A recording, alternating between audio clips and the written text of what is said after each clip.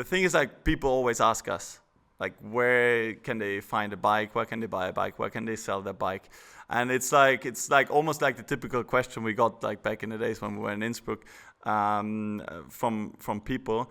And we were both like, wait, like, I mean, look at all the opportunities people actually have where they can, like, find a bike. And that's when we actually had the idea together that we need to make such a platform. And after 3 years, we are here. Yeah, doing a podcast explaining why we did that. Exactly, in the podcast, talking about why did we start Bikeflip. I mean, now it's called Bikeflip. You've probably seen it. You probably used it out there. I mean, it's actually crazy, like, to see how many people are using it, how many bikes there are, components. But, like, taking it back, it has been hard. It has been like a proper challenge. I mean, starting off in a house. I mean, so, like, yeah, guys, you need to remember, like you need to think of a house. Like, you know it from people know it from the home office video. Maybe that's in my video, but you need to remember that house. And we've been basically 4 guys living in there most of the time, I guess. And like plus 10 people every time. 4 guys plus a lot of friends, like definitely a lot of friends all the time, living together, trying to start a business. Like, that was probably like the biggest challenge almost, to get our heads right. And then, because we were like basically doing all day long, like, random stuff. Like, I mean, either we were biking, which was like, I don't know, like, decent in a way, I think, like, in terms of how productive it was, or we were just like doing like random stuff, like running around with like Nerf guns, or. But I think it has been very productive in the end. If you think about it, you had 1 or 2 injuries. Then we had, I think, at least 7 or 8 parties, or even 10, like, big parties. Then we launched at least 2 companies, which are Bikeflip and also 9 Yard. Then I finished up my master degree there. I started and I finished it. So in the end, if you think about it, it has been quite productive. Yeah, it's crazy, because when I try to remember it, I only remember like the things that were a bit more, definitely, always remember like a bit more, let's say, more fun than business. So we've just been like doing stupid shit all the time.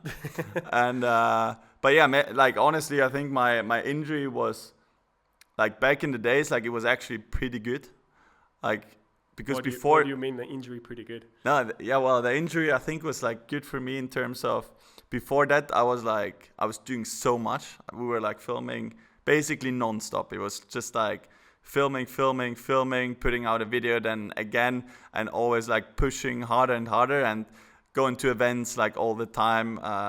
Been with my old management at that point, so there's been like, it was like so stressful for me as, like, I don't know, still being kind of young.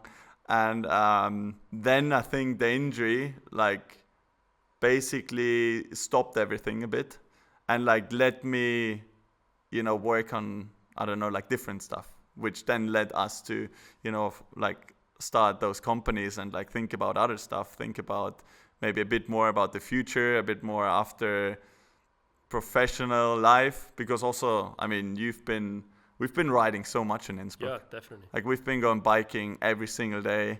And in the end, that's also what connected us in the beginning.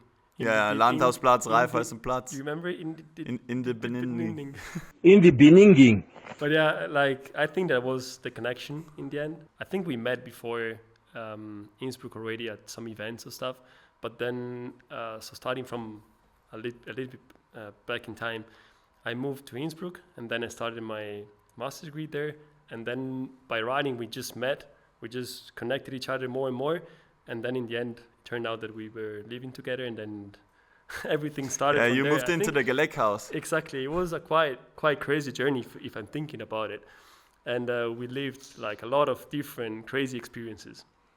And I would say that even Bikeflip itself, it's one of the craziest thing we did out of it. Because if I'm thinking back, and if I think all of the struggles we had, and all of the, let's say, challenges we need to face, in the end, I would have, to be completely honest, I'm not sure if I would do it going back. You know what I mean? It was really hard. Yeah, if you know everything. If you know everything, but that was actually exactly the crazy thing within us that we didn't really think about it. I remember I was like, Fabio, I think this is a great idea. And you were like, yeah, let's just do it. Yeah, I think the cool thing was, like, we just thought dude, this is gonna be like an easy thing. Yeah, exactly. Like, come on, like it's just like you're gonna make a platform which is, I mean, doable, and then you let people like upload their bikes and components, and you find like people that want to buy it, and just make like a platform for bikes. Well, that's what we thought, and we saw it like as a really kind of like an easy thing, where we were like, this is a great idea. This is great business. But I'm glad that it was like that. Otherwise, as I said, probably we would have not done it. No, but then I mean, you've been like basically fully working on Bikeflip. I mean, I've been like still doing, you know, videos, like then of course 9 out, but you've been like fully, you basically sacrificed your entire life, you know, like just to be on Bikeflip. Like, yeah, definitely. But I think it is actually cool because, as you mentioned before, I think that you arrive. I mean, we had this discussion multiple times that there are a lot of riders out there, which I mean, I support at 100%. But then, as a rider, there is a certain point in your life where you probably understand that you cannot ride forever, and you need to find different solutions or work on different projects. And I think it motivated me a lot to think about also having myself dedicated to different things rather than only riding bicycles. And therefore, I am actually happy to, take that decision in terms of my life and dedicating to Bikeflip. But in terms of the commitment itself, I mean, I remember when, I think it happened multiple times that there were parties at the Lake House.